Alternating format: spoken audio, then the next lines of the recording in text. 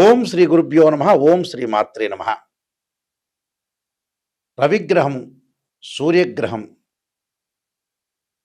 ఆదిత్యుడు, ఆరోగ్య ప్రదాత.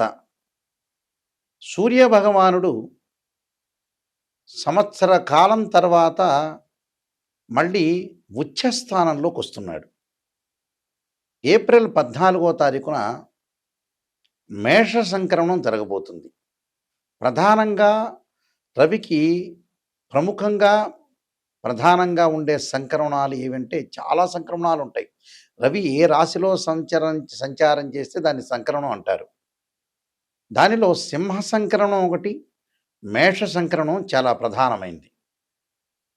ఇందులో మేష సంక్రమణం సంవత్సర కాలం తర్వాత మళ్ళీ సూర్యభగవానుడు తన ఉచ్చస్థానమైన కుజుడు యొక్క క్షేత్రమైన మేషరాశిలోకి రవి సంచారం ఏప్రిల్ 14వ తారీఖున జరగబోతుంది. రవి ఆరోగ్య ప్రదాత, ఉద్యోగ కారకుడు, జీవితాన్ని నడిపించి ఆరోగ్యపరంగా ఎలాంటి నష్టం జరగకుండా రవిగ్రహం కాపాడుతుంటాడు. ఆరోగ్యం మహాభాగ్యం అంటారు, హెల్త్ ఈజ్ వెల్త్ అంటారు, హెల్త్ ఈజ్ గ్రేట్ లక్ అంట కూడా అంటారు. అంటే సూర్యభగవానుడి యొక్క కరుణాకటాక్షం ఉంటే మన జీవితంలో అన్నీ కూడా విజయాన్ని సాధించే అవకాశం ఉంటుంది. ఒక ఉద్యోగమే కాదు, వ్యాపారమే కాదు, ఆరోగ్యమే కాదు, అన్ని విషయాల్లో ఉద్యోగకారకుడు, ఆరోగ్య ప్రదాత అయిన సూర్యభగవానుడి యొక్క అనుకూలత ఉండాలని ఖచ్చితంగా శాస్త్రం చెబుతుంది. అందువల్లే పూర్వం రోజుల్లో సన్లైన్ ఉందా అని అడిగేవాళ్ళు అస్తాముద్రికను చూపించుకునేటప్పుడు. అంటే అదృష్ట రేఖ అనేవాళ్ళు. ఆ అదృష్ట రేఖ సన్లైన్ అనేది ఏ విధంగా ఉండబోతుంది, రవి యొక్క ప్రభావం అనేది ఈ ద్వాదశ రాశుల మీద ఏ విధంగా పడబోతుంది. సహజంగా వాళ్ళ రాశి దగ్గర నుంచి 3, 6, 10, 11 స్థానాల రవి ఉంటే మంచివాడు. ప్రత్యేకంగా ఉచ్చస్థానంలో ఉండటం వల్ల ఎలాంటి ఫలితాలు జరగబోతున్నాయో ద్వాదశ రాశుల వాళ్ళకి మనం ఖచ్చితంగా తెలుసుకుందాం. మేషరాశి వారికి రవి ఉచ్చస్థానంలో ఉండటం వల్ల ప్రధానంగా ఆదాయ మార్గం అనేది బాగా పెరగటం ఒకటి, అలానే ఉద్యోగ ప్రయత్నాలు ఫలించటం, మంచి పురోగాభివృద్ధి సాధించటం, ప్రతి ప్రాజెక్టునందును కూడా విజయవంతంగా పూర్తి చేసే అవకాశాలు, పెట్టుబడుల నుంచి మంచి లాభాలు సేకరించే అవకాశాలు ఎక్కువ ఉంటాయి. సుఖశాంతులు, కీర్తి బాగా పెరగటం, కార్యలాభాలు, ధనప్రాప్తి కలగటం, శుభ కార్యక్రమాల యొక్క నిర్వహణ, శుభవార్తలు వినే అవకాశాలు, అలానే విదేశాలకు వెళ్ళే అవకాశాలు, వ్యాపార పరంగా లావాదేవీల్లో అనుకూలంగా ఉంటుంది. అయితే ఇక్కడ మనస్సుకి సంబంధించిన ప్రశాంతత అనేది కోల్పోవటం, అకాల భోజనం చేయటం, బంధుమిత్రులతోటి కొంత కలహాలు సంభవించకుండా చూసుకోండి. అంటే శరీరం ఆరోగ్య విషయంలో కూడా కొంత శ్రద్ధ పెట్టండి.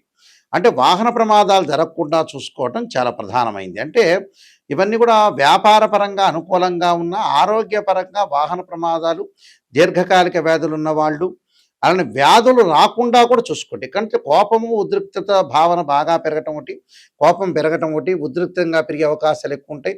బంధుమిత్రులతో కలహాలు విషయంలో కొంత జాగ్రత్తగా ఉండాలి. అంటే ఎవరితో కూడా ఆర్గ్యుమెంట్స్ చేయొద్దండి. ఆర్గ్యుమెంట్స్ చేయటం వల్ల కూడా కొన్ని ఇబ్బందులు కలిగే అవకాశాలు ఎక్కువ ఉంటాయి. అలానే స్టాక్ మార్కెట్ వీళ్ళకి కూడా మంచి లాభాలు కలిగే అవకాశాలు, పెట్టుబడులు బాగా ఎక్కువగా పెరుగుతాయి. వ్యాపార సంస్థలకి, చిరు వ్యాపారులు, బడా పారిశ్రామికవేత్తలకి కూడా అనుకూలంగా ఉండే అవకాశాలు ఎక్కువ ఉంటాయి. అంటే వ్యాపార పరంగా మంచి లాభాల బాటలో ఉండే అవకాశాలు ఎక్కువ ఉంటాయి. అంటే మనోవిచారం కలుగుతుంది, మనసుకు ప్రశాంతత ఉండదు. అలానే బంధుమిత్ర పరివారంతో కొన్ని కలహాలు జరగటం ఒకటి, శరీరమునందు కొంత రోగాలు ఉద్భవించే అవకాశాలు ఎక్కువ ఉంటాయి. అంటే శరీరంలో రోగాలు రాకుండా కొంత కాపాడుకోండి. ఇలాంటి విషయాలు కొంత జాగ్రత్తగా ఉండాలి. మనశ్శాంతి కరువవుతుంది. కుటుంబ పరంగా కొన్ని ఇబ్బందులు కలిగే అవకాశాలు ఎక్కువ ఉంటాయి. కొంత పనులలో ఆలస్యం జరగకుండా చూసుకొని ముందుకెళ్ళటం చాలా మంచిది. నేను కొన్ని పరిహారాలు చెప్పబోతున్నా. ఆ పరిహారాలు మీరు పాటించి ముందుకెళ్తే మీకు మంచి జరిగే అవకాశాలు ఖచ్చితంగా ఉంటాయి. రవి యొక్క అనుకూలత చాలా అవసరం. అంటే ఏ జాతకులకనైనా సరే రవి మహర్దశ బాగుండాలి, రవి మంచి స్థానంలో ఉండాలి.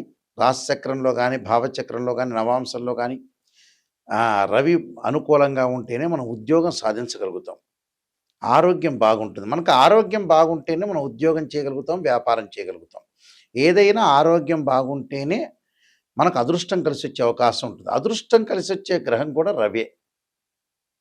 రవి సహజంగా వాళ్ళ రాశి దగ్గర నుంచి 3, 6, 11 స్థానాలు సుఫలితాన్ని ఇస్తాడు. అంటే వాళ్ళ రాశి దగ్గర నుంచి రవి ఎక్కడున్నాడో చూసుకోవాలి. ప్రధానంగా ఇప్పుడు సంవత్సర కాలం తర్వాత రవి ఉచ్చ స్థానంలో ఉన్నాడు. మరి రవి వల్ల చాలా ప్రయోజనాలు పొందాలంటే ఏంటంటే రవి యొక్క అనుగ్రహం అనేది మనకుండాలి. రవి చెడు స్థానంలో ఉంటే ఖచ్చితంగా ఆదిత్య హృదయాన్ని పాలనం చేయాలి. సూర్య భగవానుడి యొక్క ఆరాధన చేయాలి. ఆదిత్యాయుధ్నే సహస్రకిరణాయ ధీమహి తన్నో సూర్య ప్రచోదయాత్ అనే మంత్రాన్ని చదువుకోవాలి. వీలైతే శ్లోకం ఉంటుంది. జపాకుసుమ సంకాసం కాశ్యపేయం మహాదుతిం తమోరిం సర్వపాపగ్నం ప్రణతోస్మి దివాకరం అనే మంత్రాన్ని చదువుకోవాలి. అలానే ఆరాధన చేయాలి. అగ్నిని ఆరాధన చేయాలి. అగ్నిదేవుణ్ణి ఆరాధన చేయటం కూడా చాలా మంచిది. అలా రుద్రుణ్ణి కూడా ఆరాధన చేయమంటారు. అంటే సూర్యగ్రహానికి ఏమిటంటే అధిదేవతలు ప్రత్యదేవతలు ఉన్నారు. ఒకళ్ళ అగ్ని, ఒకళ్ళు రుద్రుడు. అంటే రుద్రుణ్ణి పరమేశ్వరుడు యొక్క ఆరాధన చేయాలి. అలానే విష్ణువు యొక్క ఆరాధన చేయాలి. అంటే ఓం నమః పంచాక్షరి చేసుకోవాలి. ఓం నమో నారాయణ అనే మంత్రాన్ని కూడా మనం పఠించడం వల్ల కూడా మంచి జరుగుతుంది. కాబట్టి ఖచ్చితంగా సూర్యుడి యొక్క ఆరాధన చేసుకోవాలి. సూర్యుడి యొక్క ఆరాధన చేయటం వల్ల కూడా మనకి అన్నీ కూడా చెడు ఫలితాలన్నీ కూడా తొలగిపోయి సుఫలితాలు వచ్చే అవకాశం ఖచ్చితంగా ఉంటుంది. అంటే ఇవన్నీ కూడా నేర్చుకొని మీరు ముందుకు వెళ్ళాలి. అంటే చదువుకోవాలి. ఏదైతే మాకు రవిగ్రహం బాగలేదో జాతకరీత్యా, కానీ ఇవన్నీ కూడా గోచారీత్యా చెప్పబడే ఫలితాలు. బర్త్ చార్ట్ వేరు, గోచారం వేరు. గోచారం ఎప్పుడూ కూడా ఎంత కృషి చేసినా కూడా ఆవగింజంత అదృష్టం ఉండటానికి గోచారం.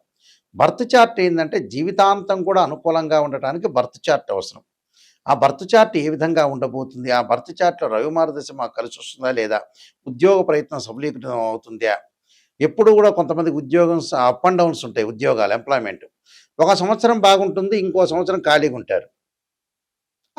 ఆ సంవత్సరం అంతా కూడా డబ్బులు సంపాదిస్తే నెక్స్ట్ ఇయర్ ఆ డబ్బులు ఖర్చు పెట్టేస్తారు. 2 సంవత్సరాలు బాగుంటుంది, 3వ సంవత్సరం బాగుండదు. అలాగా కంపెనీలో తీసేయటము, ఉద్యోగంలో వీళ్ళు బయటికి రావటము, వీళ్ళ మీద ఫేవరబుల్ లేకపోవటము, శత్రువులు బాగా పెరగటము, ఇలాంటి ఇన్సిడెంట్స్ ఎక్కువగా జరిగే అవకాశాలు ఎక్కువ ఉంటాయి. కాబట్టి ఉద్యోగపరంగా ప్రయత్నాలు ఏ విధంగా ఉన్నాయో తెలుసుకోవాలి. తెలుసుకొని చాలా జాగ్రత్త పడి ముందుకు వెళ్తేనే మనకు మంచి జరిగే అవకాశాలు ఎక్కువగా ఉంటాయి. ఉద్యోగం అనేది ఏ విధంగా ఉందో తెలుసుకోవాలి. ఉద్యోగము, ఆరోగ్యము, వ్యాపారము, అలానే ఫైనాన్షియల్ పరంగా ఉండే డెవలప్మెంట్స్ ఇవన్నీ కూడా ఉద్యోగం వల్లే లభిస్తాయి. కాబట్టి ఖచ్చితంగా తెలుసుకోవాలి. నేను కొన్ని ఆస్ట్రాలజీ బుక్స్ రాశాను. ఆస్ట్రాలజీ సంబంధించిన బుక్స్ రాశాను. దానిలో కాలసర్పయోగము, కాలసర్పయోగ చంద్రిక, రాహుకేతులు, ఛాయాగ్రహాలు, పుత్రగణపతి వ్రతము, స్వప్నశాస్త్ర ఫలదీపిక, అలానే బృహత్ పరిహార సింధు, దాంతోపాటు జాతక చంద్రిక, వివాహ మార్తాండము, సర్వదేవతా గోత్రపురులు పార్ట్ 1, పార్ట్ 2, నవగ్రహాలకి దోషాలు పోవడానికి దశమహావిద్యల యొక్క అమ్మవారి యొక్క స్తోత్ర పారాయణాలు, పుత్రగణపతి వ్రతము, ఇలాంటి ప్రిడిక్షన్ ఆఫ్ ఆస్ట్రాలజీ అనే నెంబర్ ఆఫ్ బుక్స్ రాశాను. మీరు జాతకాన్ని నిజంగా చెప్పించుకోవాలి, మేము డెవలప్మెంట్ కావాలి, నాయకంటి గారి ద్వారా నిజాన్ని చెప్పించుకోవాల్సిన వ్యక్తులు మాత్రమే నాకు ఫోన్ చేయండి. ఎందుకంటే వాట్ ఈస్ ద రీజన్ అంటే, కొంతమంది జాతకానికి మా దగ్గర అడిగి, గురువు గారండి నెగిటివ్ చెప్పొద్దండి, పాజిటివ్ మాత్రమే చెప్పండి అని అంటారు. పాజిటివ్ చెప్పేటట్టయితే మనం పక్కన వాళ్ళని అడగచ్చు. మన ఇంటి పక్కన వాళ్ళు ఉంటారు, మమ్మల్ని పొగడండి అంటే పొగుడుతారు.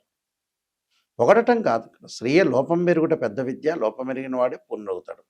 ఎప్పుడు కూడా నెగిటివ్ను మనం పాజిటివ్ చేసుకోవాలి. పాపం నెగిటివ్ అంటే ఇంట్రెస్ట్ ఉండదు చాలామందికి కూడా. ఆ ఇంట్రెస్ట్ లేకపోవటం వల్లనే లైఫ్ అనేది చాలామందికి కూడా వాళ్ళు కొంచెం అట్రఫీల్ కావడానికి కారణం అదే లైఫ్లో. ఎప్పుడు కూడా నెగిటివ్ ఏదైతే ఉంటుందో దాన్ని పాజిటివ్ చేసుకోవాలి. నెగిటివ్ని మనం పాజిటివ్ చేసుకుంటేనే జీవితం అనేది ధన్యమైపోతుంది. ఎప్పుడూ పొగట్టంలో నువ్వు రాష్ట్ర ముఖ్యమంత్రి అవుతావు, నువ్వు ప్రధాని అవుతావు, మినిస్టర్ అవుతావు, ఇవన్నీ ఏముండేయండి ఫూలిష్నెస్ విషయాలు. నిజం చెప్పాలంటే ఒక ఉద్యోగపరంగా కానీ ఆరోగ్యపరంగా ఇబ్బందులు కలుగుతున్నాయని చెప్పినప్పుడు మనం జాగ్రత్త పడటానికి అవకాశం ఒకటి ఉంటుంది. అలాంటి విషయాలన్నీ కూడా మీరు గ్రహించండి. ప్రతి వాళ్ళు చెప్పే విషయాన్ని ఏం చెబుతున్నారు, వాళ్ళు నిజం చెబుతున్నారు, అబద్ధం చేస్తున్నారు, టాలీ చేసుకోండి, నిజాన్ని తెలుసుకోండి. అలానే మా వెబ్సైట్ ఉంటుంది www.nayakanti.com కానీ nayakanti.in కానీ, ఇది చూడండి, మీకు అన్ని విషయాలు దానిలో సమగ్రంగా ఉంటాయి. అలానే మీరు స్క్రీన్ మీద స్క్రోలింగ్ అవుతున్న నెంబర్ ఉంటుంది, నా నెంబర్కి మీరు ఫోన్ చేయొచ్చు. అన్ని విషయాలు మీరు తెలుసుకోవచ్చు. నిజాన్ని తెలుసుకునే వాళ్ళు మాత్రం నాకు ఫోన్ చేయండి దయచేసి. అలానే మీ అందరికీ కూడా మంచి జరగాలని ఆశిస్తూ శ్రీ పరమేశ్వరి యొక్క కరుణాకటాక్షం ఉండాలని ఆశిస్తూ సర్వే జనా సుఖినో భవంతు.